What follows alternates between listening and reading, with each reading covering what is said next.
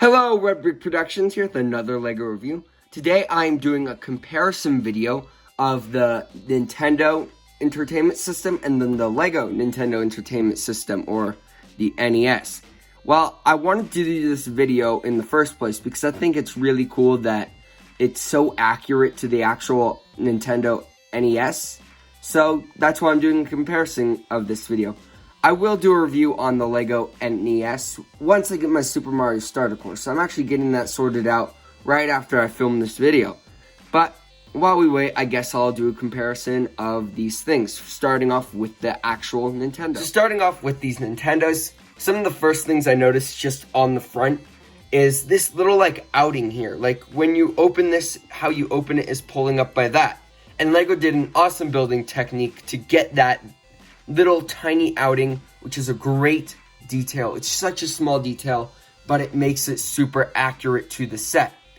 They also have the little light here, so when you press in the power button, it would turn red. See, they have a little gray one there. Of course, this doesn't turn red, and you can't actually push in these buttons since they're just printed tiles, which are still really great prints and all. Just, yeah. I mean, I wasn't expecting it to turn on, and this one won't turn on right now because obviously it's not plugged in. But yeah. If it were to be plugged in, this would turn red. And then they have the reset button, which presses in. Again, these don't press in. And I would say, since my Nintendo is a little bit old, the color has started to fade. I would say it's probably this gray color if it was in brand new condition. Same with this, would probably match up with this. Now, the black stripe here they have, which is pretty awesome how they did that. They have the 1 and 2, which is a print, which is an interesting print. I didn't expect that to be printed at all, which is one of the already differences that I see in this, is that the Nintendo has the little, I don't even know what shape that is, but it's like a rounded shape for the controllers. This one's just a square. But obviously, I understand that sense. Yeah, it just makes sense. It's for the controllers. It would be really hard for LEGO to do that. Again, I'm not saying that they couldn't. It would just be difficult. But yeah. One of the other things I noticed, as you can see on the Nintendo, they had this little gray thing which you could rub your fingers against and it would have this certain sort of texture, as you can see right there. LEGO actually did that too in their own unique way, which is a really awesome building technique, and it still gives that same feel. They even added the black on the ends. See, look. See, they added the blacks on the ends.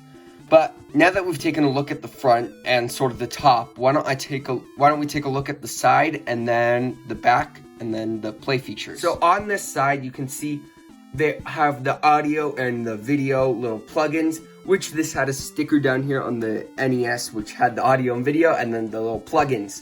And here they actually had the little expansion port. Well, there's nothing on the underside of it, or the underside of the expansion port.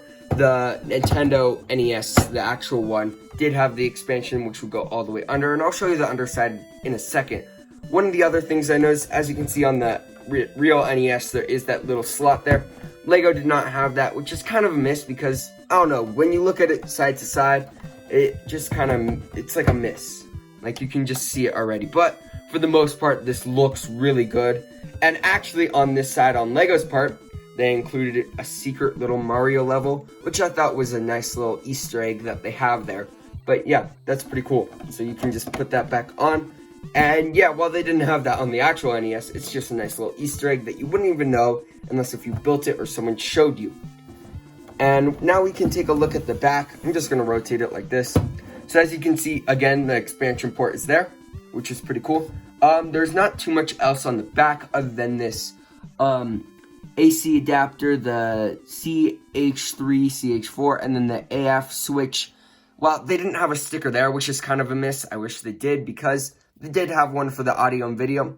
It still has great detailing, as you can see. This one had a little switch that you could do. This one does not, but I do like the little AF switch right there. That is pretty awesome. And overall, that looks pretty similar. I also forgot to mention how they got the shaping with that angle. Like, when you look at the NES, they both have that same little angle there, which I think was really cool how LEGO did that. And now let's take a look at the other side.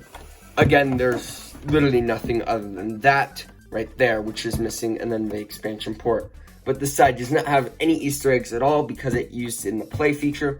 Well, I guess I'll show you the underside now. So here is the LEGO NES, and the underside, it's pretty plain. As you can see, it's just a bunch of plates and pieces on the bottom because, yeah, that's how the whole NES is held together. So for the real NES, they actually had this like expansion port here, which you can take off if you want. And that's where all those little like line or the little indents actually end up going. There's the old Nintendo hotline. I actually wonder if that still works. That would be interesting. One of the things that I feel like LEGO could have done is they could have put these on there, like the little tiles there, just to give it a raise. But I guess it just wouldn't look as accurate. It might lift it up too high off the ground, and it just wouldn't look good. But that's sort of it for the underside. Now let's show the play feature of this. So one of the main things that everyone who has an NES remembers is this little play feature here, where if you were to slide in the game chip, you would put it in, and then you press down and it would lock, which LEGO nailed that play feature. I mean, it works flawlessly, and the game card goes in there perfectly, which is a great little detail. And actually you can see that, and I'll show you in a second when you lift off the roof. But let's show you how it works with the actual Nintendo Entertainment System. Here I have the LEGO Super Mario Bros. And the Duck Hunt one, and you just slide that in, you push it in, and then you put it in. You hit power, maybe reset a few times in case if it doesn't work. But yeah, I mean, hey, I think they nailed that little play feature. I think it's great. I think it works flawlessly on LEGO's part, and yeah, it works and it looks good. And yeah, let's show you how LEGO did. So with the LEGO play feature of the set, LEGO actually allows you to take off this roof pretty easily. It's just connected to some 1x4 jumpers in the back right here. But what they do here is they have this little slide, which when you press down, it will get stuck on a little piece, which I can't really show you, but it gets stuck on this little piece, and you press it down, it gets unstuck, and then pops back up, which is a really genius play feature, and it works really awesome. And yeah, I mean, I think they nailed that play feature. But now let's take a look at the controller. So here are the controllers for this, for the LEGO NES. And they actually try to get a 1-to-1 scale on this, as I read in the instructions that they provided a little bit of detail. This looks pretty cool. I mean, they have the buttons, which is my only really main problem. Just look at the button size. I mean, these ones, like, they're so much smaller than these ones, but, I mean, it's kind of just a miss. But when I hold it, I feel like I'm holding this. Like, I honestly do. And then they have the little, nice little controller pad here. These are all prints right here, which is really awesome. Same with this, and that, which is great. I love that they have all those prints, and it looks pretty good close up together. I mean, yeah, I don't have much else to say about it. The back side, I mean, I wasn't expecting anything. The wires, though, this one is more of a rubbery piece, and so it's more flexible and stuff, and it definitely picks up a lot of dust and all, but this one is more hard, like plastic and stuff, and it's way longer. Like, I mean, it's really long. I just brought it off the screen, but yeah, it's really long. And yeah, I mean, they look like they're at the same area. Like when you put them up together, I mean, sure, like they're right next to each other, and you can see like this one is built inside the controller like this one, and I like how they did that. I think that's really awesome. But now let's show you the ends of the little controllers where you plug them in. They look pretty similar. I mean, obviously there's differences here and there, but they just wanted to connect it. But yeah, I mean, I don't have much else to say. Let's connect it to the NES. So here is the NES controller. You just plug it in either in 1 or 2. I'm just going to plug in 1. You just put it in right there, and it stays in there pretty nicely.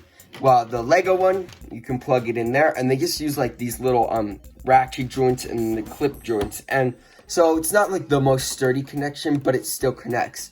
So it can pop off really easily, which is rather unfortunate. I wish they would have done maybe something a little bit better so it would stay in more easily. But I think they did a really good job with this. And yeah, now let's take a look at the game pieces. So I don't know why I said game pieces there. I don't even know what I was saying. But I don't have the original Mario Bros. Thing. I have the combined one with the Duck Hunt and Super Mario Bros. Again, this was my dad's and his, like, brother's stuff. So they didn't have the original Mario, but they had this. So I just gotta work with what I got here. And honestly, I'd say it looks pretty good. I mean, they did use stickers here, which is rather unfortunate. It's one of the few these are 2 stickers, and it's one of the 2. These are 2 stickers out of 3 in this set, or in the NES set. They have this here, which I guess is trying to reenact this. I mean, they do an okay job at that. It's not the greatest. I guess I was kind of hoping these would be printed, but then again, this is a sticker here, so that's fine. The tops, though, that's where I get into a little bit of an issue here. I wish they would have had maybe a sticker or some printing there with the Super Mario Bros. At the top, because that's kind of iconic. I mean, with all the games that I have, or that my dad had, we look at the top and see them, because we don't look at the front since they're in like a box. And yeah, I also like how the Lego had a little green brick in there.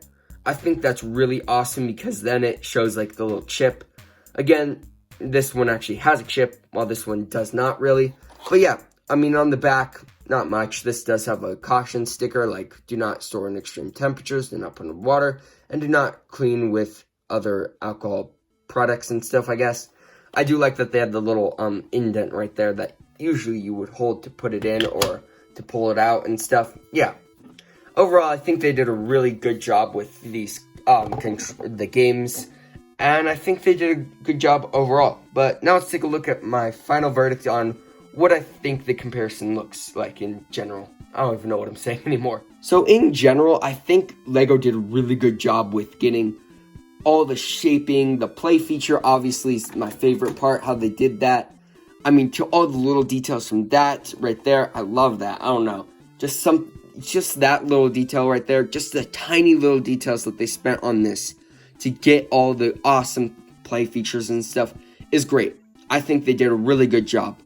Now, my only main problem with this, like the biggest problem that I have, is that the buttons are too big. I mean, just looking at them like side by side, you can obviously see the Lego ones are huge. They're a little bit too big, but they do have a lot of detail that makes up for that, and I think that's great. I don't have much to say about this. I mean, there are some little details that they could have done here and there, but the smaller details make the difference, I would say. Like, even this is a little bit lower than the rest. That they did good. To, I don't know, just adding a bunch of prints. Like, do you know how many prints are in this set? There's only 3 stickers in total, and 2 of them are used on here. The other one's on the TV. That's how many prints there are. There are so many prints. So, I'm not even going to say that missing a sticker is a problem or something, or not having enough little details here and there. I think it's great. But, I mean, what are your guys' thoughts about this? Do you guys think these are similar? Because I think they are. I think they're really similar. I mean, the only difference here is the coloring, but that's just because mine is a little bit worn and it's loss of color because it's old. But yeah, if you like this video, please consider liking and subscribing. And again, I want to hear your guys' thoughts about the LEGO version of the NES compared to the NES in the comments below. And thank you guys so much for all your support. Thanks for watching, and I'll see you in my next video. Peace out. Bye.